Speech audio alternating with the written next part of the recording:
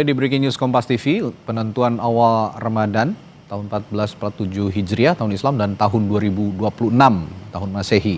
Saudara, Kementerian Agama dan BMKG menyiapkan sekitar 96 titik ru'yat di seluruh Indonesia dari Sabang sampai Merauke. Lalu bagaimana pemantauan hilal ini dilakukan? Tentu saja ini akan kita perbincangkan, dan sore hari ini kita sudah kedatangan tamu Rektor UIN Syarif Hidayatullah di Jakarta, Profesor Asep Saifuddin Jahar. Assalamualaikum, selamat sore, Prof. Waalaikumsalam. Iya, ini tahun ke tahun tentu saja kita sudah melewati hal ini, dan ini terus terus juga dilakukan oleh berbagai ormas dan juga berkumpul dengan Kementerian Agama. Tapi di tahun ini kira-kira yang paling mencolok untuk menentukan metode penentuan awal Ramadan apa, Prof, kira-kira? Sebenarnya kalau penentuan tahun ini juga hampir sama saja ya dengan tahun-tahun yang lalu, yaitu menempatkan pemantau hilal di berbagai titik. Yang paling mencolok beda sekarang ada di IKN katanya. Oke, itu dia. Betul, kita juga tadi punya beritanya soal itu. Jadi Masjid IKN juga dijadikan tempat pemantauan hilal, itu yang mungkin nilai tambahnya. Ya. Namun dari sisi jumlah pemantauan, relatif kalau saya lihat relatif lebih banyak ya.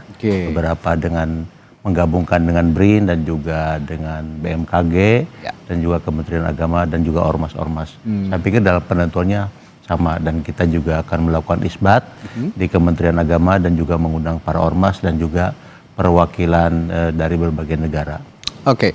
Nah, itu saya sepakat tadi, kalau yang mencolok itu adalah IKN. Ini kan titik pemantauan baru ya, di Indonesia Tengah tepatnya. Tapi seberapa signifikan sebenarnya, Prof, IKN ini menjadi salah satu faktor penentu untuk menentukan awal Ramadan melalui titik pemantauan hilalnya? Sebenarnya tidak bisa disebut lebih menentukan juga ya. Mungkin yang bisa menentukan jika memang misalnya daerah IKN itu lebih terang gitu kan, tidak begitu berawan dibandingkan dengan daerah yang lainnya, itu bisa jadi pembeda. Namun kalau kita lihat dari sisi keseluruhan di Nusantara, ya relatif akan terlihat ada suatu titik temu yang sama. Artinya ketika mungkin lebih dahulu di Aceh, atau mungkin lebih dahulu di daerah timur misalnya. Tapi tidak terlalu menentukan karena lokalnya tetap Indonesia.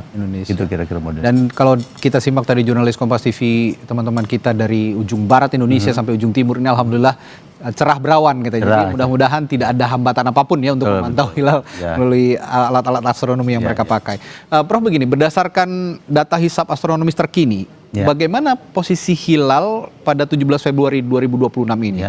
Nah, apakah memenuhi kriteria imkan ru'yah atau menurut kesepakatan Mabims ataukah tidak kira-kira? Dari informasi atau pemantauan, biasanya kan ada pemantauan awal ya. Bagaimana masa ijtima atau konjungsi di pagi hari. Terlihat bahwa masih di bawah ufuk atau minus. Jadi artinya bisa jadi kemungkinan untuk tanggal 29 ini hilal masih di bawah atau masih minus. Jadi kira-kira kalau udah minus, dalam itu kan perhitungan ketika dilihat di tanggal 29 ini biasanya dilakukan di pagi hari juga, dicek dan disebutkan bahwa akan terjadi konjungsi ataupun juga ijtima di jam 19 atau jam 7 malam ini. Artinya kalau kita menyebut bulan baru di bulan Ramadan, tidak akan ketemu di malam ini atau esok ya. Tidak akan ketemu esok di tanggal 29 ini. Jadi kemungkinan akan dilengkapkan atau diistikmal jadi 30, kira-kira gitu. Ya, nah mengingat beberapa prediksi juga menyebutkan ini kan tinggi hilal ini masih di bawah ufuk atau sangat rendah gitu ya. Saya tadi bertanya soal prediksi awal Ramadan.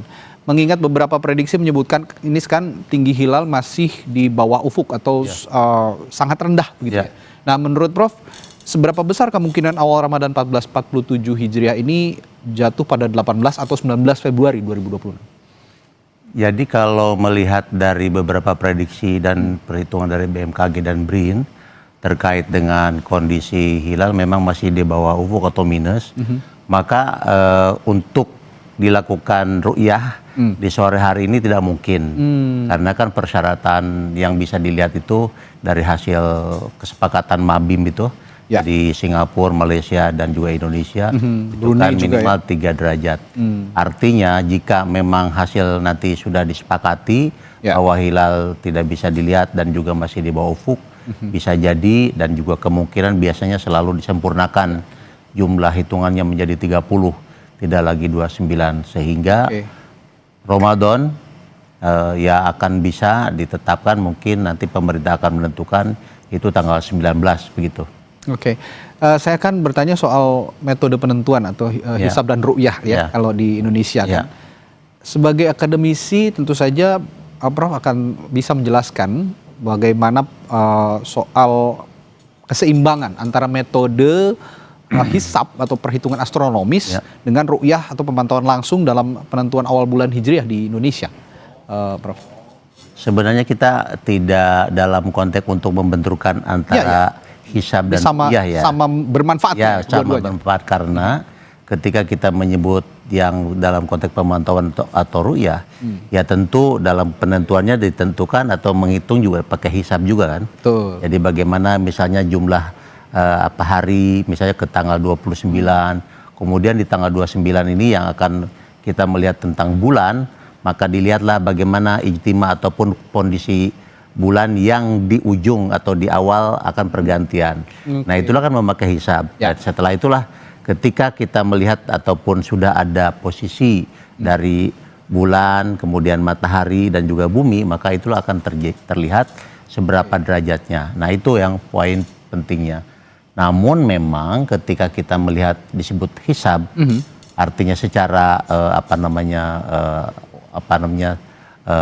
absolut melihatnya, ya tentu dihitung saja dari awal memang kapan terjadi penentuan itu. Tapi kalau kita kembali kepada konsep yang berlangsung secara akademik, kan ada penyebutan imkanur ru'yah dan wujudul hilal. Betul. Nah itu wujud, hilal, dan jadi kalau udah imkanur ru'yah berarti kan melihat atau berharap bagaimana bisa dilihat.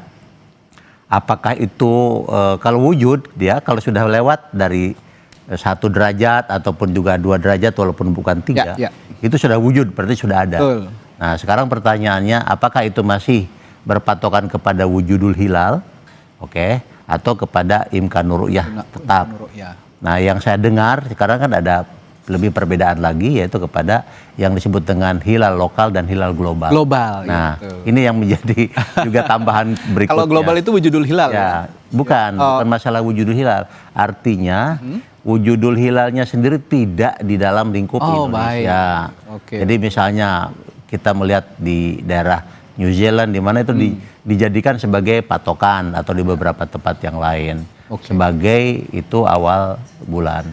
Tapi untuk menentukan awal Ramadan melalui pemantauan hilal ini kan tidak lepas dari perkembangan teknologi ya, teknologi pemantauan melalui alat-alat astronomi yang digunakan oleh para pemantau, seperti teleskop modern atau aplikasi astronomi, bahkan sekarang sudah ada aplikasi astronomi. Nah ini apakah juga perkembangan ini memengaruhi akurasi pemantauan hilal di Indonesia sejauh ini? Ya bahkan dengan teknologi yang canggih ini sudah lebih akurat ya, lebih akurat. Tapi yang menjadi problem adalah bagaimana pendekatan yang dipakai oleh masing-masing. Secara akurat sudah jelas sekali. Nah sekarang pertanyaannya, kita di dalam konteks apa bersepakat untuk melakukan penentuannya itu? Apakah memang tadi di wujudul hilal, sehingga misalnya 1 atau 2 derajat karena sudah muncul, udah wujud, sudah hadir. Nah kemudian yang satu lagi imkanur ru'yah. Kalau imkanur ru'yah berarti kemungkinan bisa dilihat. Yang hasil kesepakatan itu 3 derajat ya. Sekarang ada tambahan lagi yang disebut dengan hilal global dan hilal lokal. Jadi ini sebenarnya patokannya ketika kita menyebut misalnya, ketika kita menyebut minus. Nah pertanyaannya, apakah itu sudah masuk kategori wujudul hilal? Nah kalau kita mengacu kepada bagaimana tinggi bulan ataupun lahir bulannya sudah muncul. Nah itu poin yang perlu kita cek kembali, seperti apa kita berada dalam penilaian ini. Ini kita simak sejenak dari Hotel Borobudur Jakarta, Prof. Ini adalah visual terkini dari Hotel Borobudur Jakarta, di mana persiapan untuk melaksanakan sidang isbat penentuan awal Ramadan 1447 Hijriah atau tahun 2026 ini terus dipersiapkan. Nanti rencananya biasanya sehabis maghrib ya, Prof ya? Ini akan, sehabis maghrib nanti akan diumumkan begitu ya. Untuk bisa besok apakah atau sebenarnya besok? yang menunggu ini ibu-ibu, Prof. Oh, iya, iya. Mempersiapkan untuk sahur biasanya. Iya. Sudah siap sahur, sudah siap memasak. Biasanya kan tradisi umat Islam di Indonesia ini kalau menyambut awal Ramadan dengan masakan-masakan yang khas begitu ya, pada untuk sahur, untuk berbuka puasa, sehingga tentu saja ibu-ibu rumah tangga yang siap masak juga menunggu dari pemerintah ini kapan jatuhnya awal Ramadan, kira-kira seperti itu. Nah, kita beranjak soal mekanisme sidang isbat, Prof. Ini kan nanti seperti kita ketahui akan dimulai prosesnya dilaksanakan setelah maghrib biasanya. Nah, bisakah Prof Asep menjelaskan secara rinci mekanisme jalannya sidang isbat? Mungkin ada masyarakat kita yang awam gitu ya, belum benar paham soal mekanisme sidang isbat ini, mulai dari seminar posisi hilal, sidang tertutup, hingga pengambilan keputusan dan konferensi pers biasanya langsung diumumkan kepada publik. Bagaimana prosesnya? Ya, dalam sidang hilal ini pertama tentu yang harus kita pahami, yang diundang adalah para perwakilan ormas, kemudian perwakilan beberapa negara, dan juga ahli, ya, para ahli astronomi ataupun juga ahli falakia. Setelah itu para ahli falakia diminta untuk memaparkan penjelasan secara akademik, tentu karena mereka juga sudah bisa memantau kan, sudah secara ilmiah terkait dengan hari ini misalnya, atau kemarin, atau terutama hari ini bagaimana ijtima sudah ada di mana, sudah berapa derajat, sehingga akan ketemu di sore ini seperti apa. Setelah pemaparan itu barulah nanti akan mendengarkan persaksian, informasi dari para pelihat ataupun pemantau hilal dari berbagai tempat yang sudah disebut 96 titik itu. Dari informasi itulah nanti dihimpun, kemudian nanti disampaikan oleh para perwakilan untuk bagaimana persaksian mereka atau penjelasan mereka. Dari penjelasan itulah kemudian akhirnya Menteri Agama menangkap atau merangkum dan menyimpulkan bagaimana tentang Ramadan ini, apakah esok ataupun lusa ataupun hari tanggal 19 misalnya. Jadi itulah di beberapa tahapan sehingga isbat ini menjadi suatu kesimpulan yang sifatnya memang untuk kepentingan publik, yaitu jadi negara ataupun Kementerian Agama hadir untuk memberikan pengayoman lah kira-kira supaya tidak simpang siur ya. Nah, makanya Kompas TV juga penting ini kan. Betul, sangat penting. Memposisikan bahwa masyarakat paham dan tahu dan bagaimana keputusan negara. Dan tentu saja untuk juga meminimalisasi jika memang ada perbedaan-perbedaan ini disatukan begitu ya melalui sidang isbat begini.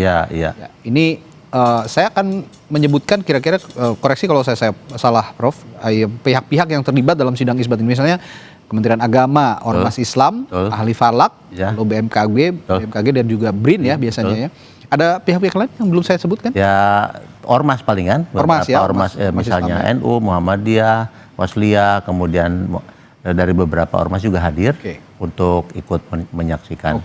Dan saya lihat juga ada biasanya perwakilan beberapa negara. Perwakilan beberapa negara juga. Negara Muslim tentunya. Tentu saja negara Mabims juga ada ya. Ya, beberapa yang ikut memantau sidang isbat juga. Kita akan lanjutkan nanti soal mekanisme sidang isbat ini lebih lanjut. Nanti juga saya akan tanyakan mengapa sebenarnya sidang isbat ini tetap menjadi mekanisme resmi pemerintah, meski ya kita ketahui terkadang ada perbedaan metode ya, penentuan hilal dan sebagainya. Kita